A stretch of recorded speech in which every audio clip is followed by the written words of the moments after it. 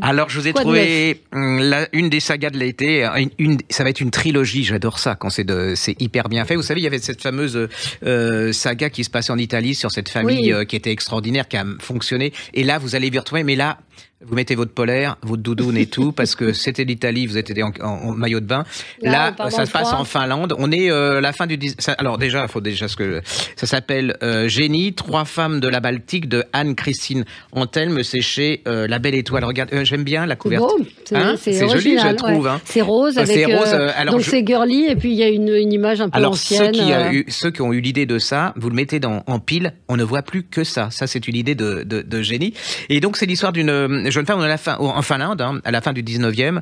Là, c'est l'industrialisation, c'est-à-dire que les usines poussent et tout. Elle est fille de pasteur. Elle a un côté... elle aide les pauvres. Vous savez, comme on aidait à l'époque, c'est-à-dire on se rassemble entre tous les notables, on collecte des fringues, de l'argent, de la nourriture.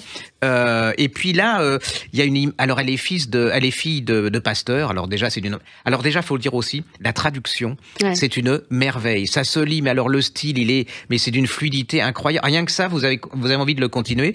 Et donc elle va tomber plus ou moins amoureuse d'un jeune homme, oui, qui lui est là pour défendre les ouvriers, parce qu'il y a une grosse entreprise de coton, je crois, dont le patron, est très conservateur. Pardon ? Dans le froid ? Oui, ça doit être autre chose, mais enfin bon. Et donc, elle va s'opposer à cet homme qui est plutôt jeune, mais voilà. Et le père meurt, elle va avoir des choix à faire, mais il y a un problème, c'est que la vie, c'est pas facile comme ça. C'est-à-dire qu'elle va tomber elle va être attirée par ce patron qui est un peu différent des autres, et elle va être prise entre son besoin de justice pour défendre les gens, et puis cet attrait pour cet homme qui est très... voilà. Donc, allez-y, c'est une saga, c'est le premier tome. Moi, j'ai dévoré ça, mais alors ça se dévore.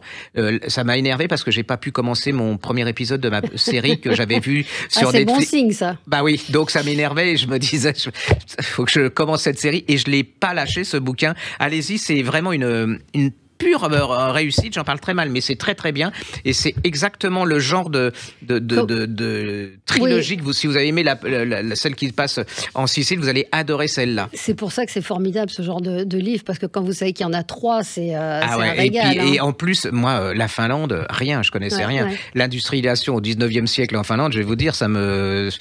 Rien. Donc vous nous le conseillez. Voilà, allez-y, c'est vraiment, ça s'appelle 3 femmes de la Baltique de Anne-Christine Antel, et c'est à La Belle Étoile.